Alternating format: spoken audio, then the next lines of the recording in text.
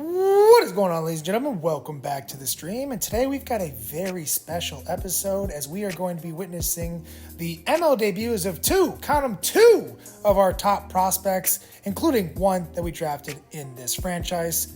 First, we want to take out a look at our record. We are sitting at 36-34, currently 5 games out of the AL Central. Playing some decent baseball to this point this far. We are 2.5 games out of the AL wildcard, but quite a lot of traffic ahead of us. Nonetheless, I think we've been having some pretty good seasons from some of our players, but we've also had a couple of unfortunate injuries. So let's jump over to the injured list and start covering those. So the big one is going to be we lost Jake Berger on May 21st to a serious ankle injury, dislocated ankle. Was off to a decent start of the season. I mean, the ISO was crazy, nearing on 300 points for that. So disappointing to lose him. We did have to call up BJ Murray in his absence, who has gotten himself off to a pretty solid start in 56 at-bats. He was having himself a good season down there in AAA, so we're going to give him another shot in the Major League lineup after a decent cup of coffee last year. Another move to recap is we did call up one of our top prospects, Robbie Snelling, to put him into the MLB rotation. He was having himself a very good season down there in AAA, and you see the start he has gotten off to in the majors. Not too bad. I'd like to see him strike out some more guys, but he got a little bit extra seasoning down there in AAA, and I think that has benefited him as he's gotten himself up to a 78 overall. And I feel more comfortable having him in the Major League rotation right now. So the move we did, in addition to that, is we did move Kobe Allard to the bullpen. He actually hasn't been pitching too poorly. The ERA is a little bit inflated, but if you scroll over and take a look at the FIPs and the component ERAs and some of the advanced per 9 numbers, they look relatively decent. I don't want to get rid of him quite yet because I like what he's done for us in the last 2 seasons. So I'm happy to keep him in that long relief role. I think he can give us some pretty good value there. Another corresponding move we made is we did send Jake Eater down because we did need to clear a roster spot, so he was a corresponding move there. See, the ERA is up to 4.87, but his advanced numbers look pretty good. The component ERA, not a fan of him, but the FIP is really solid. Really only hurting him with a little bit of those based on balls per 9 numbers there, so I think we'll see him back in the majors at some point this year. Another move to recap is we did send down Colson Montgomery on June 14th. He had been struggling at the majors. I don't quite know what's going on. His strikeout numbers aren't bad. His walk numbers are pretty good as well, but he's really just not hitting for that average, specifically, oddly enough, struggling against right-handed pitching. So I decided to send him back down to AAA so he get a little bit more work on his swing, get some of his confidence back. I had a couple of options left, so it seemed like a good idea to send him down there, get him a little bit of those gains back against the right-handed hitting, and then we'll bring him back up in a couple of weeks. To fill his roster spot, we called up Santiago Espinal off the streets and brought him in to be kind of like a bench utility bat, hit some lefties, start every once in a while. Take a look at his numbers, not really much to speak of in this franchise, but a guy we'll have around for a couple weeks just to kind of fill out a roster spot for us. Another guy we sent down was Spencer Jones, as he's gotten off to a pretty slow start this season. And unlike Colson Montgomery, he has actually really been struggling to put the ball in play. I mean, his K percentage is through the roof, and that has really hurt him across the board. We're really trying to get those vision numbers back up to a respectable level. As you can see, he's striking out nearly 40% of at-bats. Still has maintained a positive WAR value, which I'm not quite sure how that's happened. So hopefully we can get some gains back to him and see him back in the majors in a couple of weeks alongside Colson Montgomery. And this is where we get to the first of our 2 prospects to debut in this episode. It is going to be our first ever draft pick in this franchise, Barry Ryan. So when we drafted Barry Ryan, we knew he was a pretty advanced college bat. We knew he needed to work on his defense, and well, the bat's been coming through. Last year he put up some decent numbers, and then in his second season of AAA, you see what he's been able to do down there. So let's get him to the Major League squad and see what we can do with him out on that field. Heading into this one, we are going to be in Seattle, taking on the Seattle Mariners. Take a look at the records there. We are sitting at 36-34, while the Mariners are having a pretty good season at 41-30. There is Barry Ryan, y'all, sticking with that 0 number, which is his number he wore all throughout college. Switching over to take a look at our prospects, he is our 7th ranked prospect, given a 50 future value grade. Number 1 ranked farm system in all of baseball. So for him to be ranked 7th is not too much a slap in the face. He could be ranked much, much higher in a lot of other systems across baseball. So to kick with this one off, we are going to be getting a defensive outing facing Jorge Mateo in the bottom of the 1st. And, this one's just going to be a simple little ground ball out there, and Ryan just going to field it, and, well, nothing to do there. I was hoping for something more exciting to kick off this episode, but hey, here we are. All right, we're going to be going facing Julio Rodriguez later in the inning, 1 out. This ball, again, just another single that's ripped through the 5.5 hole. We're going to have to come up throwing and hold the runner at second. Still, two fielding adventures so far, and nothing really quite exciting to this juncture. Finally, we are going to step to the plate. We are facing Luis Castillo. He is a very good pitcher. And with 2 outs in the top of the 2nd, we're going to fall off the first pitch. Fastball, not quite ready for it. Let's see if we can get him a hit. Our last top prospect debut was Colson Montgomery. And, all right, a little late on that one as well. Yeah, Colson Montgomery we played with last season, and he had a absolutely outstanding debut out there. So Barry Ryan has a lot to live up to in this series. Sitting there with a 1-2 count in his first AB. Ooh, good charge into this one, but going to be right at the left fielder for an easy 3rd out of the inning. So no dice for Barry in his first AB, but hey, that's okay. Colson didn't get anything going in his first AB either, so still plenty of time left in this one for him to do something, as we have jumped out to a monster 6-0 lead. We have forced Luis Castillo out of the game to now be facing Logan Gilbert. And, is this one going to stay in? Get foul. Oh, just missed getting that one caught. All right, new life. All right, come on, grip and rip, kid. Let's get you your first major league hit. Ooh, back him up a little bit. All right, now back even. His load is so quick. I have so much trouble kind of getting that timing down a little bit. I'm used to guys who have like those longer loads. All right, 2-1 count. Good hitters count. Oh, just a little bit late on that, and that's going to just tail right into the glove of the right fielder, Taylor Trammell, and we are going to be 0 for 2.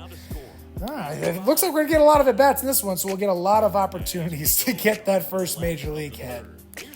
All right, now with another defensive opportunity, can we actually get a playable ball here? Something like a fly ball or something.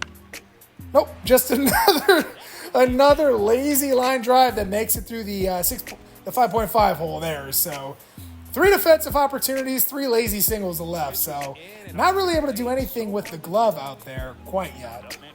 All right, we're back at the dish here. Looks like Perdomo hit an RBI single, so we're now up 7-0. This time in the top of the 5th, still facing Logan Gilbert. Got that runner on first base with 1 out. Let's see if we can do something. Rip and rip, kid. And, what am I looking at? Come on, bro. Oh, that's got to be on the list of pitches you were looking for in an 0-0 count. Big mistake by me. And, just an ugly. This has not been a good at-bat. That was an ugly swing after a terrible take. This one's not going to end well, is it? Don't end in a strikeout. Okay. Good take off of that. No, that was a pretty easy take, I'd say. That ball was never close to the zone. All right. Keep battling. Come on. See if we can get a rip here. And, oh, God. All right. Everybody just wipe that at-bat from your memory. Just that was not a good one. Whew. All right. Another AB here. A couple of more runs scored there. Now we're only up 8-3 here in the top half of the 8th inning. Now facing Trent Thornton. Come on, let's get a hit. MLB debut, let's get a hit. Nope. A little bit late on that one. No, timing was good. Oh, it looks like a little bit late. Damn, I want to do something with a pitch in that spot. Behind on the count again. Come on, get a good pitch. Oh, God, this is another bad at bat. Way out in front of that. Please, can we not swing like that for a 3rd time in this episode? And, oh, God. I just asked for that to not happen again, and what happens? It happens again. So, oh boy, man, not a great debut for the kid. But we do pick up the victory as we move on with our 37th win of the season, so I can't hate with that. But yeah, not a great debut from Barry Ryan, 0 for 4 with 2 strikeouts, and didn't really even get a chance to do anything in the field. All right, let's check out the second prospect. The second prospect we're going to be seeing debut in this episode is going to be Edgar Quero. He was one of our top prospects entering this series. His development's been a little slower than I would have liked, but he's putting up some pretty decent numbers at AAA this year. The slugging could be a little bit better, but I do like where the average and the walk rate are, so we're going to be calling him up, and in corresponding move, we are going to be sending Adam Hackenberg down. Specifically, one of the reasons I'm making this move is that I've been a little bit disappointed in how Luis Campusano has been playing to this point. The average and the slugging aren't quite exactly where I'd like them to be, specifically for a guy who's not like an outstanding defensive catcher. So I thought, hey, you know what? I'll call up Edgar Quero, see if he can give us a little bit more of a boost over Campusano offensively, because Quero's got some pretty decent defensive numbers, at least comparable to Campusano. So that was one of the reasons I decided to go forward with this move as well. For this debut, we are going to be in the city of brotherly love, Philadelphia, taking on those Phillies at Citizens Bank Park.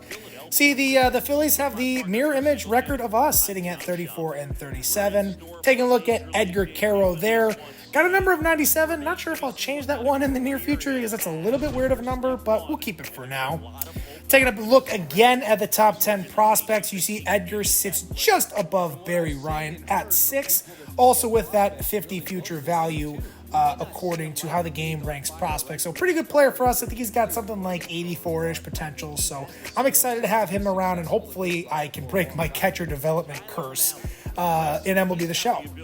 So getting an opportunity here on defense first, up 1-0 here. Got to be honest with you, I have never been a defensive catcher before in this game, so I don't really know what I'm doing with this whole glove thing. As Johan Rojas is going to steal one on the pitcher there. We really had no shot at him there. Plus, I had a late release as well. So that was a bad combination, especially considering Rojas is such a speedy guy out there on the bases. Now we're going to be at the dish. Edgar does bat from both sides of the plate, which is, I don't know, something weird I like about catchers. I like having catchers that are switch hitters. I don't know why. It's just a weird thing I've always had. Not a good swing on that splitter to start, facing Kansas City Royals legend Tyler Mahle. If you watched last year's Kansas City Royals series, as we are going to fly out lazily to center field in our first Major League at-bat. At least we put the ball in play, so hopefully we can have a better debut than Barry Ryan had, but not off to the greatest of starts. Fortunately for us, we are up 2-0 here in the top of the fourth. Tyler Mahle still on the bump. Let's see if we can do something with Edgar here. All right, good. Leaving that cutter way above the zone. See if we can get something here to rip one hole. Oh, that's something I should have done something with, and it's just going to be a high chopper to first base and a disappointing out on a fastball that caught way too much of the plate.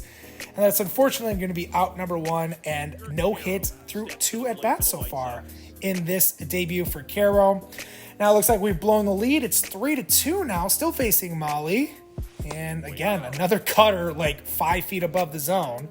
So the Cuban catcher trying to get something rolling here, get his first major league hit. That is a little bit late and just going to be a sky-high pop fly to center field and out number 3.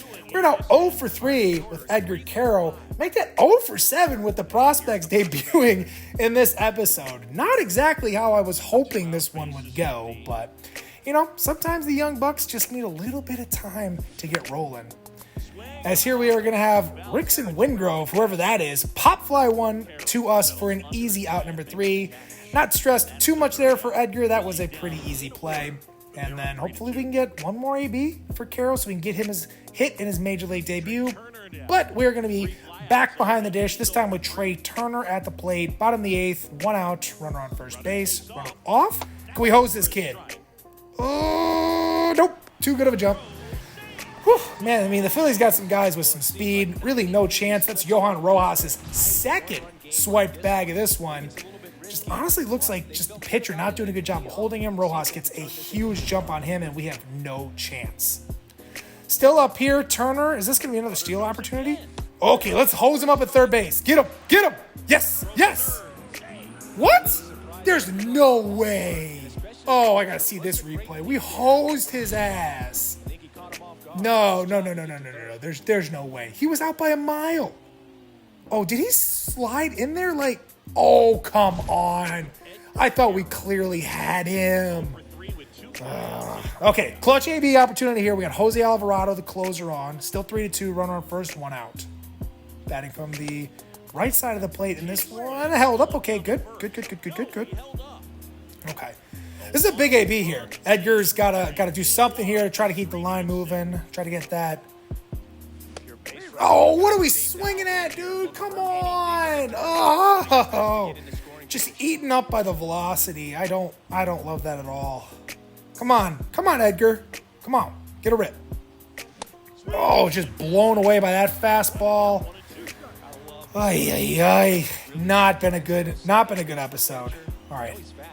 And all right, we held off of that sinker. Not even close. All right, we're back even. Can we grip and rip here? Find something in the gap. We got good speed on first base. We gapped this one. Should be able to tie the game. And, oh, no swing. Oh, that one is close. Ugh. Edgar Quero's on deck. He hits lefties pretty well. So let's just keep the line moving here. And oh, come on! I should have crushed that one.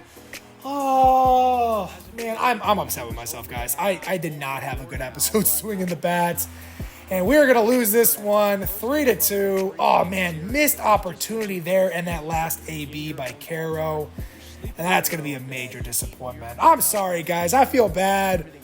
These are two really good prospects, pretty good hitting prospects as well. I feel like I did them a little bit dirty with my performance at the plate, so. We're unfortunately going to go down 3-2 here. Michael Wacha is going to pick up his third loss of the season. Jose Alvarado picks up his, I think that was 14th or 16th save of the season. So, unfortunately, we finished the day 0 for 8 with 3 strikeouts at the dish with our top prospects. But sometimes it be like that. But in the meantime, between time, I hope y'all have a wonderful rest of your day. And I'm gone. Deuces.